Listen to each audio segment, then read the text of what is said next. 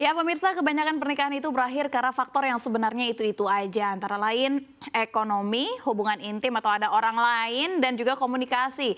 Namun karena saya bukan dokter Boyke, saya nggak akan membahas tentang hubungan intim. Saya juga nggak akan menjadi pakar komunikasi untuk memberikan tips agar tidak selalu miskomunikasi. Tapi di sini saya akan coba jabarkan kepada Anda gimana sih caranya agar keluarga sejahtera karena pintar mengatur keuangan sehingga terhindar dari masalah ekonomi.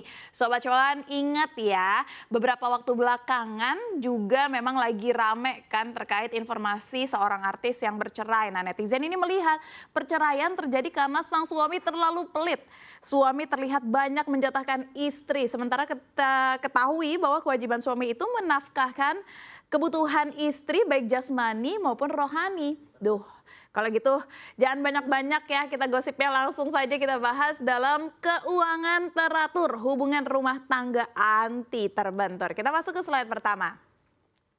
Berkaca dari kasus yang sedang viral tentang artis tadi, sebenarnya sejauh mana sih kita harus terbuka masalah keuangan rumah tangga? Siapa yang kira-kira bisa mengelola, istri kah atau suami kah? Nah, sebelum membahas lebih lanjut, saya akan bahas tentang itu. Sobat cuan juga harus tahu nih kalau misalkan ada yang namanya money personality. Apaan tuh? Jadi pemirsa, ada 7 tipe kepribadian manusia ketika berhadapan dengan uang. Dengan mengenali tipe kepribadian kita, maka akan sangat membantu untuk menyusun strategi mengatur masalah keuangan dengan baik. Yang pertama adalah si tukang nabung. Mereka memandang uang sebagai sumber kepastian dalam hidup mereka. Orang-orang tipe ini suka berhemat dan ujung-ujungnya justru malah cenderung pelit pemirsa. Lagi-lagi hidup ini tentang keseimbangan ya. Seimbang antara berhemat dan juga belanja untuk hal yang kamu sukai. Nikmati hidup kamu dengan uang yang memang kamu miliki, tetapi tetap secukupnya. Lalu yang kedua adalah si boros nih. Satu ini sering banget beli barang. Sebenarnya ya nggak perlu-perlu banget sebetulnya. Ketika sedang tertekan, solusi mereka supaya nggak lagi stres adalah dengan belanja. Nah, untuk kamu dengan tipe kepribadian ini, coba susun rencana keuangan bulanan. Dengan melihat jelas pengeluaran dan juga pemasukan yang ada, setidaknya bisa lebih punya pertimbangan sebelum mau membeli sesuatu. Yang ketiga adalah si tukang cari duit. Nah, ini benar-benar workaholic banget nih. Menganggap kunci kebahagiaan berasal dari uang. Karena itu mereka berusaha bekerja keras dari pagi sampai malam sampai pagi lagi untuk mencari uang. Nah, pemirsa harus sadar kalau ada banyak hal lain yang jauh lebih penting dan juga berharga dibandingkan dengan uang itu sendiri. Contohnya adalah keluarga, teman, hobi Anda, momen-momen berharga itu nggak akan terulang kembali di masa depan. Jadi jangan sampai Anda sudah berhasil jadi orang kaya tapi malah nggak punya siapa-siapa untuk menghabiskan uang yang Anda miliki. Yang keempat adalah si nggak peduli uang, si cuek sama uang. Nggak penting punya uang atau enggak, kamu ataupun Anda merasa uang seharusnya nggak mempengaruhi keputusan dalam hidup Anda. Nah, pola seperti ini maksud saya sebenarnya baik ya, tapi jangan sampai berlebihan. Jangan sampai Anda justru malah angkat tangan sama masalah keuangan Anda. Anda juga harus belajar bertanggung jawab untuk mengatur keuangan Anda. Jangan terus-menerus bergantung sama pasangan atau orang tua. Dengan demikian, Anda sendiri nggak akan stres nantinya memikirkan masalah finansial di kemudian hari. Yang kelima ini adalah si tukang hemat tapi juga boros. Gimana tuh? Kok bisa ya? Nah, orang dengan tipe kepribadian ini biasanya mulai dengan menabung banyak uang lalu sekaligus dihabiskan semua tabungannya itu tiba-tiba. Biasanya dapat disebut sebagai impulsive buying ya.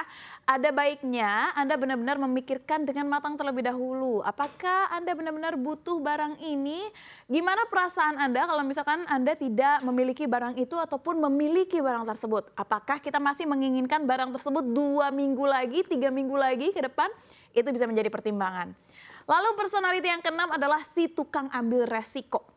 Si tipe 1 ini biasanya berada di antara tukang boros dan tipe yang suka mencari uang.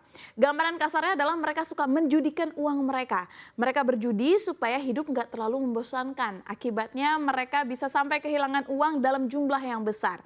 Untuk itu dengan kepribadian ini harus mulai tegas dalam mengatur keuangan. Mulai sisihkan uang Anda untuk hal-hal besar di masa depan nanti. Lalu untuk personality yang ketujuh adalah si panikan. Tukang panikan ini selalu merasa khawatir uangnya bakal habis. Mereka nggak percaya sama diri mereka sendiri untuk mengatur keuangan mereka. Mereka selalu memikirkan skenario terburuk yang kadang berujung ke negative thinking. Jadi sarannya adalah coba cari tahu dulu dari mana sumber kepanikan Anda tersebut datang. Dan coba obrolkan masalahnya ke orang lain. Kali aja mereka punya solusi yang nggak pernah terfikirkan oleh Anda sebelumnya. Nah, kalau Anda tipe yang mana nih kira-kira? Tapi ini cuma tipe untuk mengenali diri sendiri aja ya, biar kegambar. Kenapa sih Anda menghabiskan uang atau menahan uang? Karena Anda bisa jadi menjadi salah satu dari 7 personality di atas ini. Tapi jadinya gimana kalau misalkan kita mau mengelola keuangan dengan tipe-tipe seperti ini? Kita masuk ke slide berikutnya. Cara kelola uang. Kita tahu ya, setelah kepribadian tadi sudah saya jabarkan, akhirnya muncul pertanyaan baru. Lantas di dalam rumah tangga siapa yang bisa mengelola keuangan, istri atau suami? Jawabannya, istri atau suami ini sah-sah saja. Kan tadi kita udah tahu nih, kita sudah mempelajari personality kita masing-masing. Ada baiknya jika yang mengelola adalah yang saat sebelum menikah sudah terbiasa menabung, memiliki pencatatan atas pengeluaran dan juga pemasukan, dan yang juga cukup wise ketika mengeluarkan uang yang dimiliki. Jadi harus dicek dulu nih antara istri atau suami mana yang lebih apik mengurus keuangan dari sebelum menikah. Tapi sebenarnya dari 7 personality tadi, kalau misalkan kita mau kategorikan dalam 2 hal, itu sebenarnya menjadi si boros dan si nabung aja. Nah, ketika sudah menjalin rumah tangga akan menjadi 3 skema. Si nabung dan si nabung. Jadi si nabung dan ketemu si orang yang suka nabung juga. Kalau dua-duanya nabung, mah kayaknya bisa-bisa aja, tapi takutnya malah makan nasi sama garam doang karena nggak mau ngeluarin duit sama sekali. Perlu diingat, ketat dengan pengeluaran nggak jadi masalah, asalkan jangan sampai kepelit. Kasihan nanti kebutuhan keluarga jadi nggak terpenuhi. Lalu yang kedua ada si nabung dan juga si boros. Nah sebenarnya ini nggak juga semenakutkan itu ya, meskipun ada yang boros salah satunya, tapi kan satunya lagi mengerti cara menabung. Harusnya kalau betul-betul terkelola dengan baik keuangannya sama si nabung ini, sosok yang pintar menabung ini salah satunya, ini bisa fun banget pemirsa. Karena yang pasti salah satunya selalu mengajak happy-happy tapi tetap ada yang mengatur keuangan. Jadi tetap keuangannya bisa terkendali. Lalu kalau misalkan kita masuk ke kategori ketiga adalah si boros ketemu si boros, ya kan? Nah, bukan ketemu si Boris ya, si boros.